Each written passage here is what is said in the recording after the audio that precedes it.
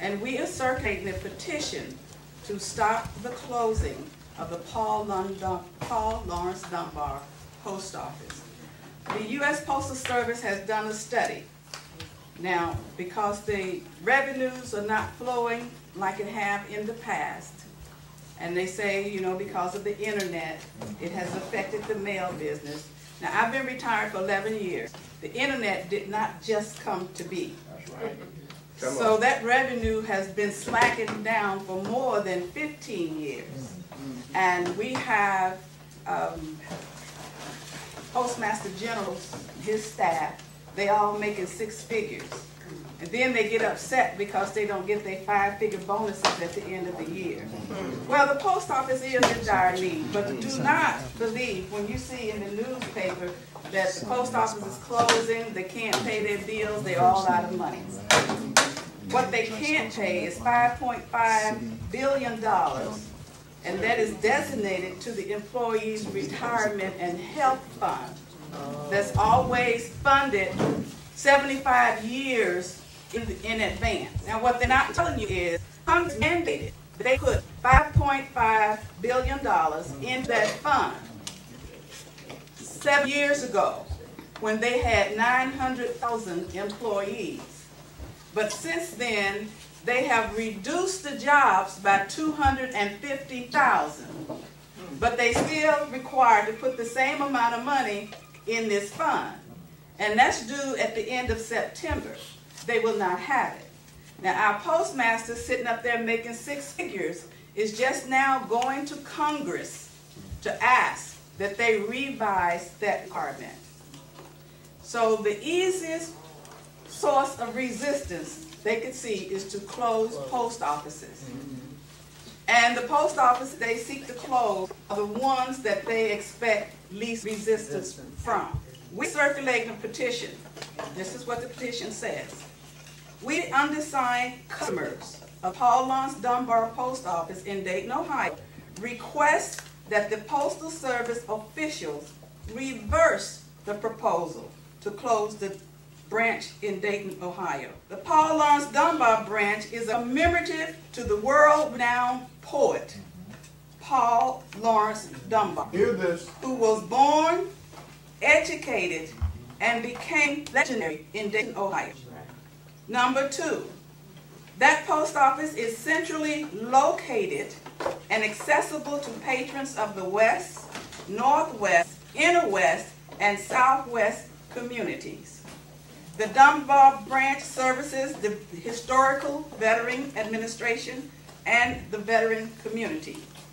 Number 4, the location is easily reached by many who live in homeless shelters in the West area. These citizens use the Dunbar branch as their communication vehicle. They also use Dunbar branch as a line for assistance from these relatives, from their friends, and possibly some help agencies.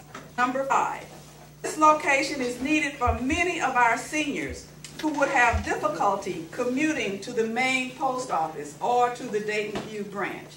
Many of our citizens have post office boxes at that post office.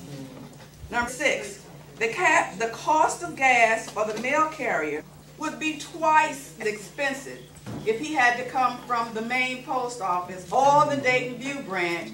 And the bottom line is fight for a fair economy. If the post office was in such dire distress, then why only choose the vulnerable post offices? The ones who need the post office the most.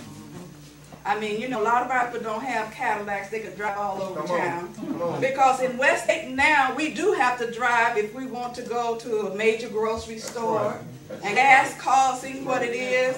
Let me tell you, you're going to always have your mail service. Don't get that wrong. Because if the post office drop it, private enterprise will come in. There you go. Now, I hear people being cynical and being negative against the post office. Yes, there are some rude clerks. Yes, sometimes your mail do come late. But in every organization I know, you have that bad person in there.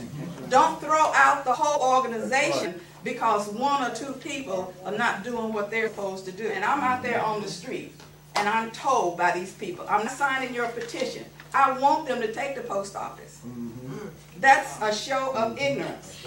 Because when they take the post office, and they have a lot of things in line to chop it down, they blame it all on the economy. Now the economy is not what it should be, but it's not that bad. They have other options. But this is an easy option for them to do. I would rather close the post office, now I'm quoting, than to go through the trouble of having other issues in that post office where we can sell to the people to bring the business in. That's too much trouble. It's easier just to close it. And then we're going to pick the ones that we close, the ones where we get the less resistance. Trotwood is on an excellent, and I admire them very much. Trotwood, if you hear me, we envy you because they got on the fight when it first came out. The bottom line is it takes the community, their business people, their political people, their pastors, their communities, everybody is working to make that possible. And we on the west side, we can do no less. We can do no less. We need to drop the attitude that they're going to do it anyway, because if that's what you think, it can come true. It takes fight. Wake up.